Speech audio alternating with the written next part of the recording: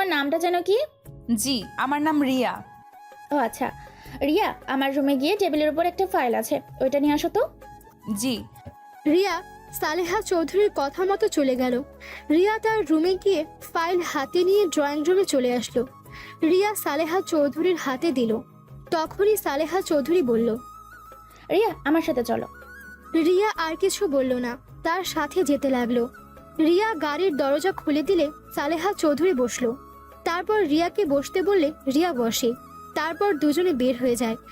একটা বাসার সামনে গাড়ি থামলো। তারপর দুজনে নেমে বাড়ির ভেতরে চলে গেল। সালেহা চৌধুরী বসে থেকে কিছু জনের সাথে কথা বলে ফাইলগুলো দিয়ে পরে চলে আসছে। রিয়া আর সালেহা চৌধুরী গাড়ির ভেতরে বসে আছে। রিয়া তখন বলল, ম্যাম, একটা কথা বলবো? হ্যাঁ বলো। উনি আপনার বড় মেয়ে। হ্যাঁ কেন? আপনার মেয়ে আপনার সাথে ভালো করে কথা বলতে চাইলো না কেন?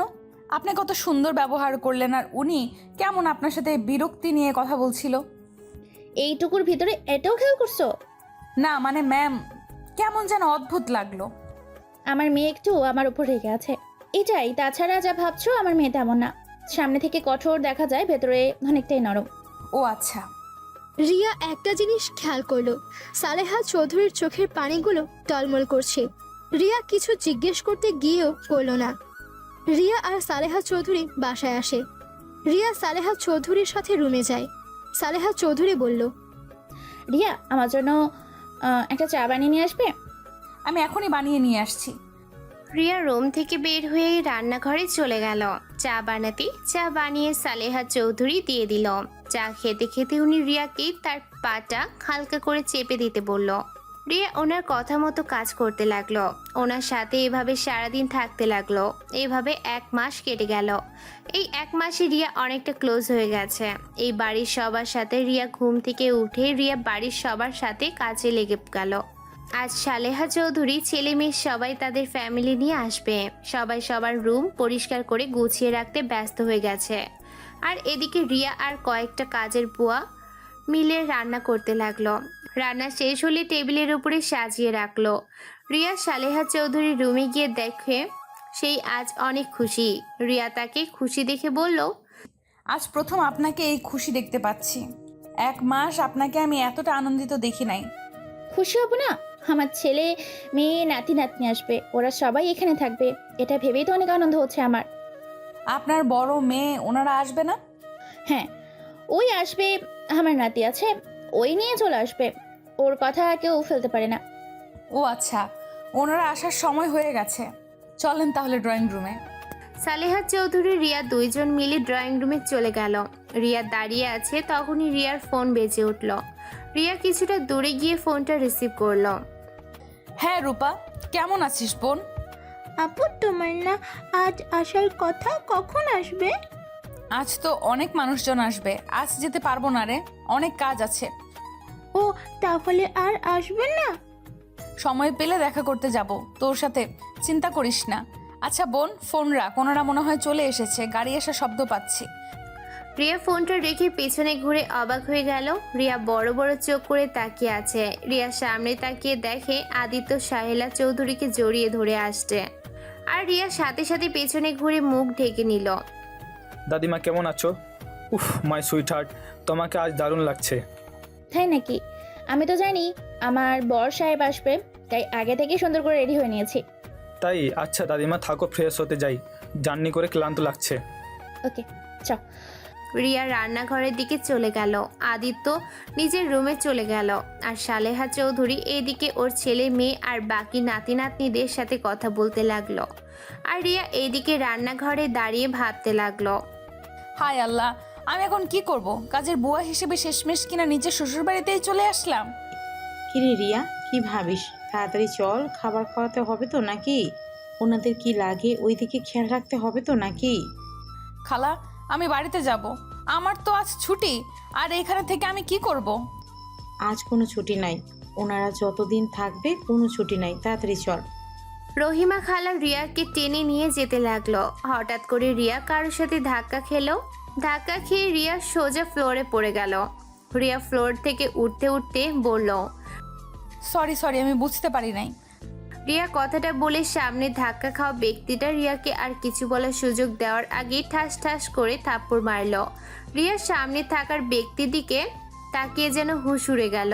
রিয়ার চোখ দিয়ে টপ টপ করে পানি পড়তে লাগলো। আর ধাক্কা খাওয়া ব্যক্তিটা বলল, ফালতু মেয়ে, চোখে দেখিস না কিভাবে হাঁটাচলা করিস? আর একটু হলেই তো পড়ে যেতাম। খারার মতন চলস, চোখে কি দেখতে পারস না? রিয়া কি বলবে বুঝতে পারছে না, চোখ দিয়ে টপ টপ করে পানি পড়ছে। সালেহা চৌধুরী বলল, রুমা থামো, ওই ইচ্ছে করে দেয় নাই। তুই সেই অল্পতেই রেগে যাওয়ার অভ্যাস গেল না। হাম্মা, তুমি কথা বলো না। তুমি কাজের মেয়েদের বেশি প্রচার দিয়ে মাথায় তুলে ফেলেছ। হার হেমে, সামনে থেকে তুই যাবি নাকি? আমার মেজাজ আরো গরম করিস না। রহিমা খালা রিয়াকে ছড়িয়ে নিয়ে যেতে নিবে, তখনই রিয়ার রুমাকে জড়িয়ে ধরে। সবাই অবাক হয়ে যায়। রুমা যেন অবাক হয়ে গেল। আদিত্য নিচে এসেছে, রিয়াকে দেখে চমকে গেল। রুমা রিয়াকে সরিয়ে দেওয়ার চেষ্টা করলে রিয়া আরো শক্ত করে জড়িয়ে ধরে। রহিমা রিয়াকে জোর করে রিয়াকে রুমার থেকে সরিয়ে নেয়। ক্ষমা করে দেন ম্যাম, ওই ছোট মানুষ কখন কি করে ওই নিজেও বুঝতে পারে না। এই রিয়া, তুই কি পাগল হয়ে গেছোস? রিয়া ভাবনার জগৎ থেকে বের হয়ে স্বাভাবিক হয়ে বলল, সরি ম্যাম, ক্ষমা করে দেন, আমি আপনাকে ভুল করে জড়িয়ে ধরে ফেলেছি। রিয়া কথাটা বলে ওখান থেকে চলে আসলো। সালেহা চৌধুরী কাছে গিয়ে বলল, ম্যাম, আমাকে প্লিজ আজকে বাড়িতে যেতে দিবেন? আজ তো আমার ছুটির দিন, আমি সন্ধ্যায় চলে আসব। আচ্ছা যাও, আর আজকে থেকে আসো গো। ধন্যবাদ ম্যাম, কিন্তু দুপুরে রান্না করে দিয়ে যাব। সমস্যা নেই, আমার বড় বৌমা সব সামলিয়ে নিবে। তুমি যেতে পারো। ওকে। রিয়া চলে যেতে নিবি, তখনই আদিত্য বলল, দাদিমা, এটা কি তোমার পার্সোনাল লোক নাকি? মেয়েটা অনেক ভালো। এক মাসে সব দিক কত সুন্দর করে গুছিয়ে নিয়েছে। ও আচ্ছা। রিয়া ওইখান থেকে চলে যেতে নিল। রিয়া একটা রিক্সা নিয়ে চলে যেতে লাগলো। রিয়ার মাথায় কিছু কাজ করছে না। রিয়া বুঝতে পারছে না ওই মহিলাটা আসলে কে। হুবহু একদম ওর আম্মুর মতো দেখতে, কিন্তু ওর আম্মু তো মারা গেছে। তাহলে উনি কে হতে পারে? রিয়া ফলমূল আর রূপার জন্য কিছু চকলেট কিনে বাসায় চলে গেল। বাসায় গিয়ে রূপা আর রিয়াকে দেখে জড়িয়ে ধরলো। আপু তুমি এসেছো? আবু, কোথায় খাইছস তোরা? আপু ঘরে আসছে, তুমি খাইছো? না। আচ্ছা, রান্না করছস? হ্যাঁ, আসো খেয়ে নিবে। রিয়া হাত মুখ ধুয়ে ওর আব্বুর সাথে দেখা করতে গেল। দেখে ওর আব্বু খাটের উপরে বসে আছে। রিয়া ওর আব্বুর পাশে বসলো। আব্বু কেমন আছো? ভালো মা, তুই কখন আসলি? এই তো কিছুক্ষণ আগেই এসেছি। আচ্ছা আব্বু, তোমার সাথে আমার কিছু কথা ছিল। হ্যাঁ বল। রূপা, তুই একটু বাইরে যা তো। রূপা বাইরে গেলে রিয়া দরজাটা লাগিয়ে দিয়ে ওর আব্বুর কাছে এসেছে, বলল, কি বলবি রূপাকে সরিয়ে দিলি যে? আচ্ছা আব্বু, আম্মু কি সত্যিই মারা গেছে? রিয়ার কথা শুনে রিয়ার আব্বু চমকে গেল। রিয়ার আব্বু বলল, হ্যাঁ, কেন হঠাৎ আজ এমন কথা কেন বলছিস? আচ্ছা আব্বু, আমার নানা বাড়ি কোথায় আর আমার দাদি বাড়ি বা কোথায়? এইসব জানে কি করবি? আমার জানার খুব ইচ্ছে হয়েছে। সবার তো নানু বাড়ি দাদা বাড়ি থাকে, আমারও নিশ্চয়ই আছে। কেউ নাই, তোর যা এখান থেকে। এইসব বিষয়ে কথা বলতে চাই না। কেন বলবে না? আব্বু আমাকে আজ সব সত্যি বলবে, আমার কসম আব্বু, আমাকে আজ সব সত্যি বলবে। এইসব কি বলিস? যা এখান থেকে, আমি কিছু বলতে চাই না। ওকে, বলো না। কিন্তু আব্বু, আমার আম্মু মারা যায় নাই, উনি বেঁচে আছে, তাই না? না, মারা গেছি। তুমি মিথ্যা বলছো, আমার মাথায় হাত দিয়ে বলো। রিয়া ওর আব্বুর হাত ওর মাথায় রেখে বলল, এখন বলো, আম্মু মারা গেছে? রিয়া, বেশি হয়ে যাচ্ছে কিন্তু। হাত ছাড় আমার। কি জানতে চাস? হ্যাঁ হ্যাঁ, তোর আম্মু মারা যায়নি, বেঁচে আছে। রিয়া কয়েক পা পিছিয়ে গেল। রিয়া ওর আব্বুকে বলল, তাহলে কেন বলছো আমাদের আম্মু মারা গেছে? আব্বু, তোমরা তো পালিয়ে বিয়ে করেছিলে, তাই না? তাহলে তোমরা দুইজন কেন আলাদা? শুনতে চাস কেন আমরা আলাদা? তাহলে শুন। আমি আর তোর আম্মু ভালোবেসে বিয়ে করেছিলাম। তোর আম্মু আমার আব্বুর বান্ধবীর মেয়ে ছিল। আমরা একসাথে পড়াশোনা করতাম।